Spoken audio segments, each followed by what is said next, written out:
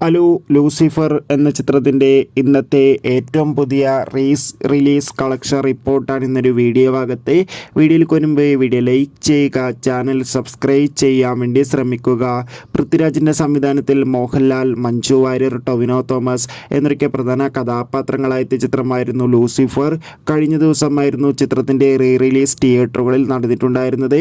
ഇപ്പോൾ ചിത്രത്തിൻ്റെ 3-ാം ദിവസത്തെ ഏറ്റവും പുതിയ കേരള റിലീസ് കളക്ഷൻ റിപ്പോർട്ടൊക്കെ ലഭിച്ചിട്ടുണ്ട്. 3-ാം ദിവസമായി ഇന്ന് ശനിയാഴ്ച ഒരു ആവറേജ് ബുക്കിംഗ് ആണ് ചിത്രത്തിന് നടക്കുന്നത്. അതുകൊണ്ട് തന്നെ ഇന്നും ഒരു 5 ലക്ഷത്തിൻ്റെ അടുത്ത് വരെങ്കിലും റിലീസ് കളക്ഷൻ നേടിയെടുക്കാൻ വേണ്ടി സാധിക്കുമെന്നാണ് ട്രാക്കിംഗ് റിപ്പോർട്ടുകൾ സൂചിപ്പിക്കുന്നത്.